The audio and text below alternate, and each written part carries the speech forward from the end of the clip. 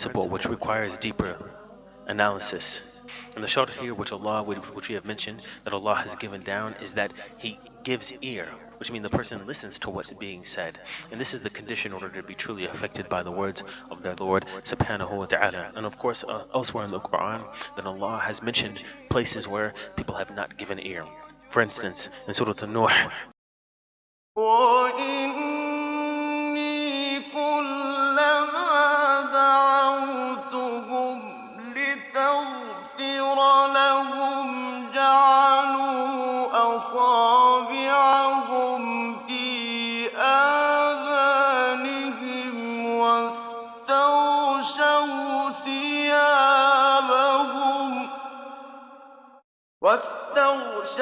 ثيابهم وأصروا واستكبروا استكبارا.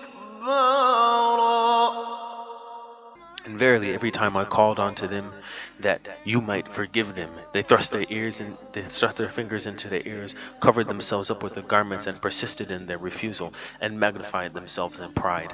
So this is what Allah says as an example of those who do not give ear, refuse to give ear, and therefore that which is revelation, the wahy of Allah subhanahu wa ta'ala, does not enter into their ears, and thus will never reach to their heart. And finally, of course, is the negation of the preventative cause. So again, the preventative cause is that which prevents the effect to occur. So an example of the preventative cause, or the negation of the preventative cause, would be that the person is heedful, that the person is present and aware. So then if the preventative cause was actually there, then it would be the opposite, that a person perhaps is there, but their body is there, yet they are not listening, they are heedless. They are heedless. And so Allah elsewhere, of course, in the Quran gives us an example with which He refers to the fact that there are some creatures who He has made yet refuses to listen, of the jinn and of mankind. When Allah subhanahu wa ta'ala says, وَلَقَدْ ذَرَأْنَا لِجَهَنَّمَ كَثِيرًا مِنَ الْجِنِّ وَالْإِنسِ لَهُمْ قُلُوبٌ لَا يَفْقَهُونَ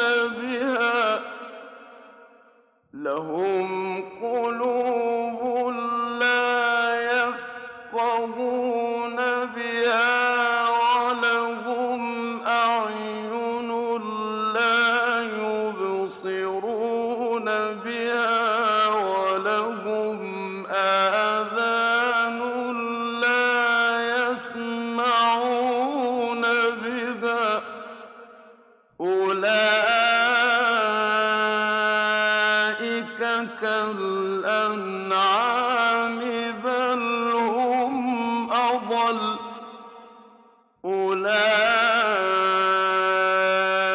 هم الغافلون. and surely we have created many of the jinn and mankind for hell. They have hearts wherewith they understand not. They have eyes wherewith they see not, and they have ears wherewith they hear not. They are like cattle, nay, even more astray. They are the heedless ones. Meaning here that it's not that they don't have eyes, or not that they don't have ears or other limbs. Rather, instead, they have them, but they are not being used for that which Allah has created them to be used for, which is the recognition of His signs. And here specifically as it relates to this verse, not being able to hear the Qur'an, not being able to reflect upon it. So this would be the instance of the presence of a preventative cause. So if this preventative cause is not here, and they are not heedless, but rather they are hateful, then the effects can occur. And al-Qayyim, he mentions these things. The fact that these four principles are the means with which one can derive a benefit from the Quran. The receiver, meaning the heart, is available. Their ears are open. And finally, that there is a negation or an absence of any preventative cause. Here, the absence of the preventative cause would thus be heedlessness, and the presence, therefore, of being heedful. If these four conditions or these four principles are met, then one can derive a benefit from the Quran. And he gives us a beautiful statement here, talking about that which is the living heart. He says that some people may say, if the effect will take place by combination of these matters, what is the purpose with which Allah has mentioned alqa, meaning that he says or gives ear, while in this article and, which joins the matters and not or, indicates only one, meaning that he's saying that a person might ask to themselves, it should say that some and has a heart and gives ear and is heedful. But here he gives a beautiful explanation, explaining to us why it is that he gives it to us. He says that many people have a natural living heart, and so whenever he thinks and meditates, his heart and his mind will lead him to the truth of the Quran, and his heart will believe in what the Quran has said. And the passing of the Quran over his heart will only increase his natural light. So perhaps he does not even need to listen to the Quran or understand it or need to be present, but rather the fact that his fitrah has already been organized and oriented towards Allah subhanahu wa ta'ala. Whenever he reflects, then he will be turned to him. So this is why the article or is given to us by Allah subhanahu wa ta'ala. And of course there are many stories from the Sahaba to the Tabi'een to people who in this time who have turned to the religion of Islam, not because they have done research or not because they reflected upon the meanings of the Quran, but rather because they heard but rather because they heard the adhan, rather because somebody told them that the religion is about tawheed, or any numbers of these examples that they do not require the Quran to turn to Allah, but rather their fitrah has already been purified by Allah subhanahu wa ta'ala, and they thus are able to accept the religion of Islam. So this is the reason, and he gives us the ayah that الله نور السماوات والأرض مثل نوره كمشكاة فيها مصباح المصباح في زجاجة الزجاجة كأنها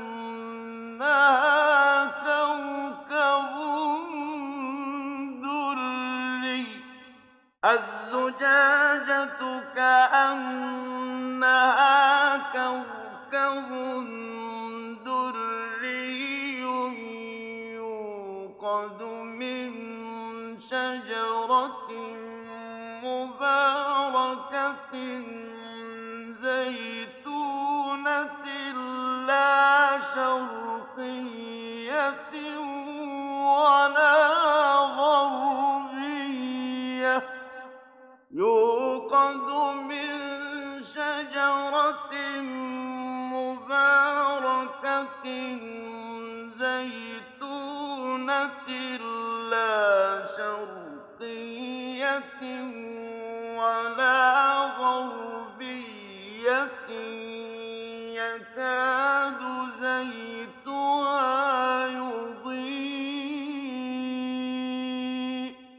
يكاد زيتها يضيء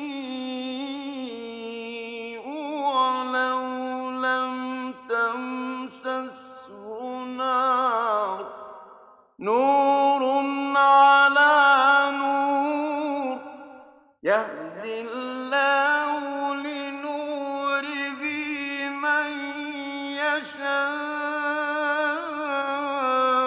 ويضرب الله الأمثال للناس والله بكل شيء عليم.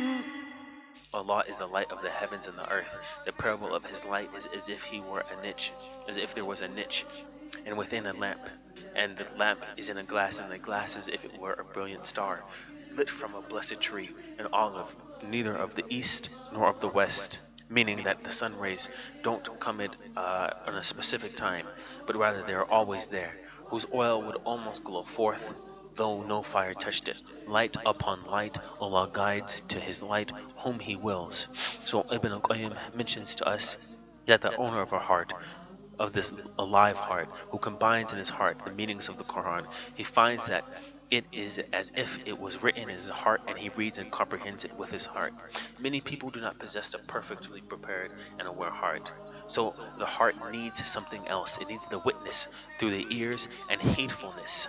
The life of his heart, his light, and his natural brightness do not reach the level of the owner of the living and aware heart. So it requires other things. So that's why Allah says, or. Either way, though, the fact that is a living heart, the receptor of the stimulus, which is the Qur'an, the ears that are open, and the heedfulness, the attention with which one can organize their limbs and to submit to their Lord subhanahu wa ta'ala, and are able to finally reach to the level of the required meditation, the required reflection, and the required benefit from the Quran. This is the state of the believer. The believer who is able to see with his own eyes what he is being called to and told about. And this is the state of the one who has assured knowledge, or the one in which his heart understands firmly with certainty that this is the truth. And this is also the state of the one who is at another higher level, who has a firm eye, who is able to see and understand and list life, not only through their heart, but then later on it manifests itself within the eye of the believer, that they are able to see and bear witness to the signs of the creation and the signs with which Allah has sent down for us to turn back to Him. It enables this believer to enter into Islam and to reflect and therefore continue to grow in righteousness and piety, and understand when the Quran is being sent down, and understand as if the Quran were being sent down right before their eyes each time they reflect. So take care, hold tight to the rope of Allah subhanahu wa ta'ala, and open your eyes, open your hearts, prepare your heart, prepare your ears, and be heedful, be present, so that you can also take benefit from the words of your Lord and my Lord subhanahu wa ta'ala.